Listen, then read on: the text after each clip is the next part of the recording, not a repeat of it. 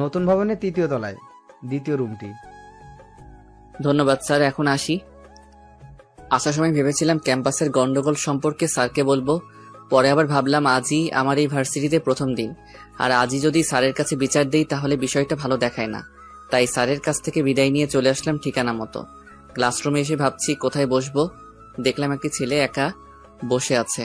দেখে মনে হচ্ছে ছেলেটি সোজা সাজা হবে, তাই গিয়ে ছেলেটার পাশে বসলাম। হ্যালো, আমি রাজু। হ্যালো, আমি নাইম। তোমাকে দেখে নতুন মনে হচ্ছে। গতকালই ভর্তি হলাম, আর আজ ক্লাস করতে আসলাম। ও, তাহলে আজ থেকে আমরা ফ্রেন্ড। ওকে, আজ থেকে আমরা ফ্রেন্ড। নাইমের সাথে কথা বলে বুঝতে পারলাম নাইম খুবই মিশুক, যার জন্য অল্প সময়ের মধ্যে আমরা বন্ধু হয়ে গেলাম। কিছুক্ষণ পর ঘন্টা পড়লো, সব ছেলেমেয়েরা ক্লাসে আসতে লাগলো। হঠাৎ আমার চোখ দরজার কাছে আটকে রইল, কারণ ক্যাম্পাসে যে মেয়েটা ছেলেগুলোকে মারছিল ওই মেয়েটা ক্লাসে প্রবেশ করলো। সাথে তার বান্ধবীরাও আছে। সবাই মেয়েগুলোকে সাইড দিচ্ছে ভিতরে আসার জন্য। মেয়েগুলো ক্লাসের লাস্ট বেঞ্চে গিয়ে বসলো। কিছুক্ষণ পর ক্লাসে স্যার আসলো। সবাই দাঁড়িয়ে স্যারকে সালাম দিলাম।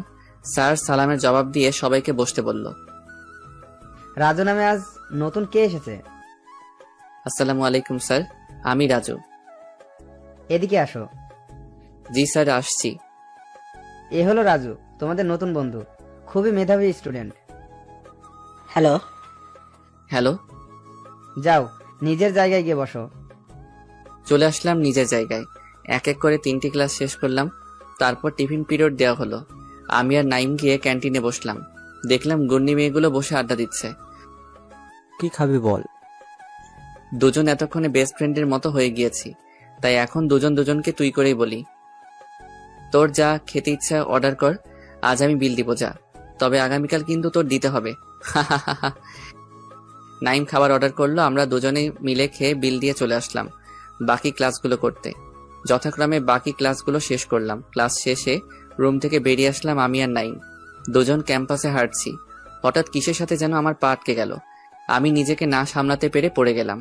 পরে অনুভব করলাম আমি মাটিতে পড়িনি, কারো উপরে পড়েছি। হঠাৎ কারো চিৎকার শুনতে পেলাম। আমি যার উপরে পড়েছি সে চেঁচিয়ে উঠল। গলার আওয়াজ শুনে বুঝলাম এটা মেয়ে। আমি তো সঙ্গে সঙ্গে উঠে দাঁড়ালাম। আমার সাথে সাথে মেয়েটি উঠে দাঁড়ালো। যেই আমি মেয়েটিকে সরি বলতে যাব তখন তার মুখের দিকে তাকালাম।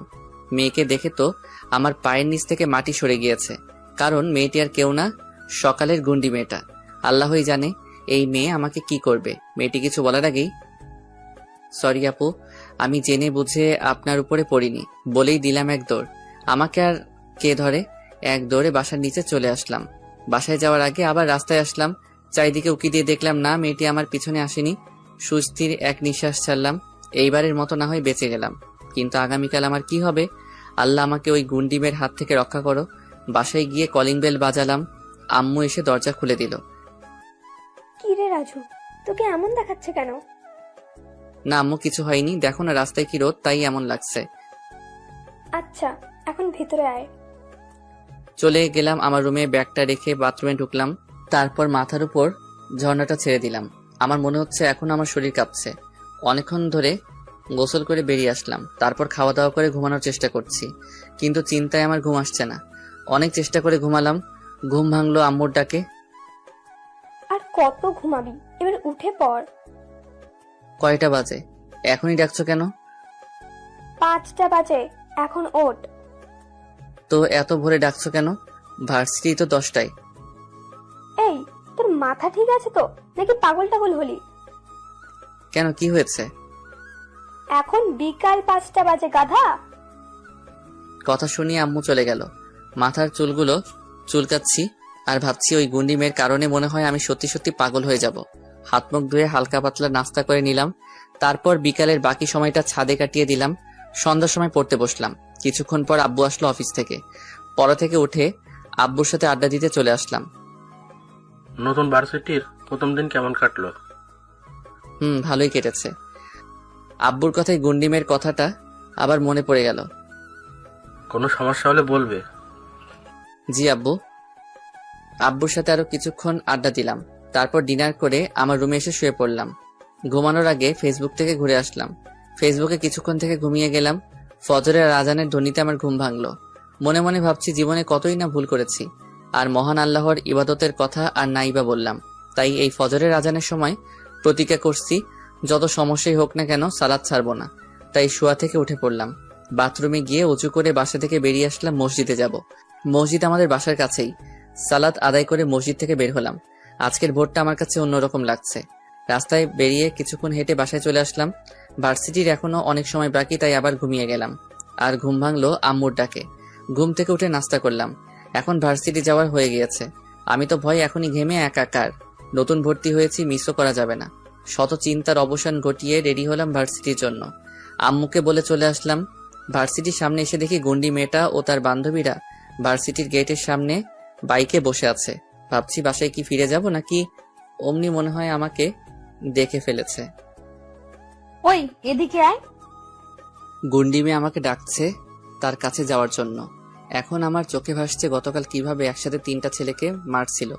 আর আমি তো একা। আল্লাহ তোমার এই মাসুম বান্দাকে এবারের মতো বাঁচিয়ে দিও। কথাগুলো মনে মনে ভাবছিলাম। ওই তোর কানে কথা যায় না? আমি তোকে ডেকেছি, এদিকে আয়। আমি কাপা কাপা পায়ে হেঁটে ওদের সামনে এসে দাঁড়ালাম। আমি প্রচুর ঘামছি আর পা তো কেঁপেই যাচ্ছে। এই বুঝি আমাকে মেরে ফেললো। আমাকে ডাকছিলেন আপু? তো এখানে আর কে আছে বে? এই তোকে কথা বলতে বলেছি, ওর সাথে আমি বোঝাপড়া করব। এ কথা শুনে আমার তো করুণ অবস্থা। আপু আমি কিছু করিনি, প্লিজ আমাকে মাফ করে দেন। তোর নাম রাজু, গতকালই নতুন এসেছিস। জি। আর এসেই ক্যাম্পাসের সবার সামনে আমার উপরে ইচ্ছা করে পড়েছিস। বিশ্বাস করেন আপু, আমি ইচ্ছে করে আপনার উপরে পড়িনি। চুপ, একটা কথাও বলবি না। তা জানিস আমি কে? ওই কথা বলছিস না কেন? আপনি না বললেন কথা না বলতে? মুখে মুখে কথা বলিস, তোকে তো আজ। কথাটা বলেই আমার গালে থাপ্পড় দিবে যাবে, আর আমি আমার চোখ জোড়া বন্ধ করে ফেললাম। ভাবছি কেন যে ভার্সিটিতে ভর্তি হয়েছি আল্লাহ জানে। অনেকক্ষণ হলো চোখ বন্ধ করে আছি, কিন্তু এখনো আমার গালে কিছু লাগেনি। দেখার জন্য আস্তে আস্তে চোখগুলো খুললাম। তাকিয়ে দেখি গুন্ডি মেয়েগুলো হাসছে। তাদের হাসি দেখে আমি বোকার মতো দাঁড়িয়ে আছি। ওরা সবাই হেসেই যাচ্ছে আমার দুরবস্থা দেখে।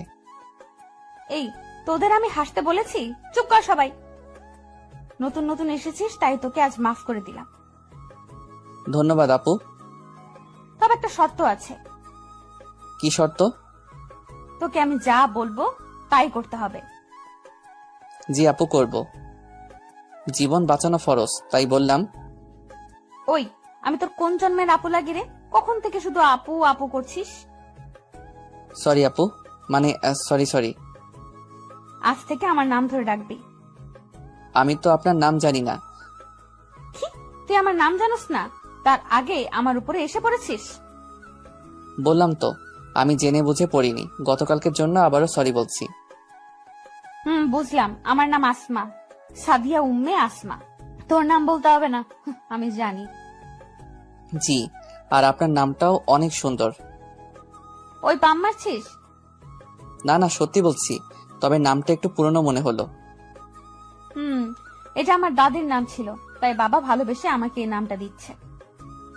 ও শোন, এখন সোজা ক্লাসে যাবি আর ডানে বামে তাকাবি না।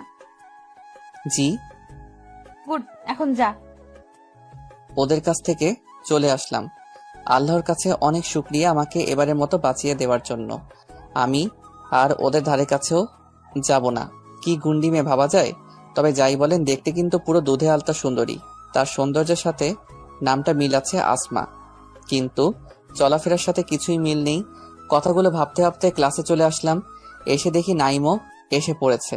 আমি গিয়ে নাইমের পাশে বসলাম। বন্ধু, তুই তো দেখি বেঁচে গেলি। বন্ধু, আল্লাহর রহমতে এবারের মতো বেঁচে গেলাম। তবে আসমা কিন্তু কাউকে ছাড়ে না। ভার্সিটিতে যদি কোনো ছেলে মেয়েদের ডিস্টার্ব করে তাহলে আসমা তাদের উত্তম মাধ্যম দেয়। আর তুই কিনা ওই আসমার উপরে গিয়ে পড়লি। তাই নাকি? যাই হোক, এই মেয়ের ধারে কাছে আর যাব না। তাই ভালো, কারণ আসমার বাবা হলো এই শহরের সবচেয়ে পাওয়ারফুল লোক।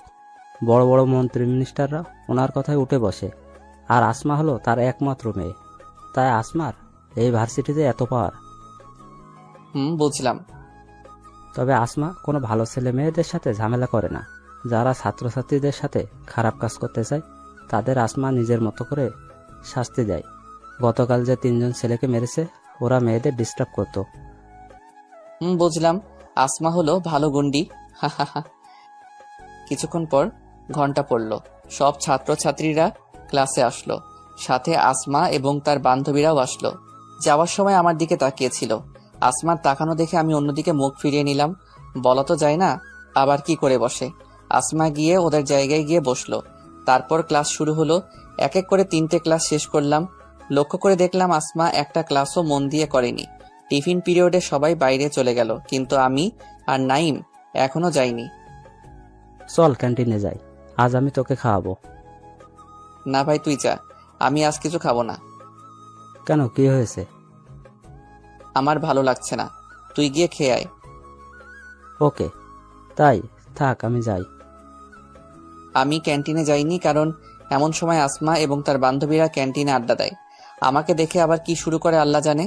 একবার বেঁচে গিয়েছি, আর রিস্ক নিতে চাই না। টিফিন পিরিয়ড শেষে আবার ক্লাস শুরু হলো। যথাক্রমে বাকি ক্লাসগুলো শেষ করলাম। ক্লাস শেষে নাইম আর আমি বাইরে আসলাম। আজ আর ক্যাম্পাসে দাঁড়ালাম না, আবার কি ভুল করে বসি, আর আসমার হাতে মাইর একটাও মিস হবে না। তাড়াতাড়ি করে চলে আসছি। গেটের কাছে আসতেই পিছন থেকে কে যেন ডাকছে। তাকিয়ে দেখি আসমা ডাকছে আমাকে। আমি তো ভয় শেষ, আবার কি করে বসলাম। আমি তো কিছু জানি না, না শোনার ভান করে আবার হাঁটতে লাগলাম। ওই রাজু, আর এক পা সামনে গেলে তোর হাত পা ভেঙে দিব। আসমার কথা শুনে আমি সেখানেই থমকে দাঁড়ালাম। আল্লাহই জানে আমার সাথে এখন কি করে। আসমা এবং তার বান্ধবীরা আমার কাছে আসলো। ওই, তুই আমার কথা শুনতে পাস না? আপনি আমাকে ডাকছিলেন নাকি? তুই আমার সাথে ফাজলামি করিস? তোর সাহস তো কম না। আমি আসলেই। নীলা আর সাইমা, তোরা বাসায় চলে যা। আর নাইম, তুইও যা, আমি আর রাজু পরে আসছি। কোথায় যাবি দুজনে?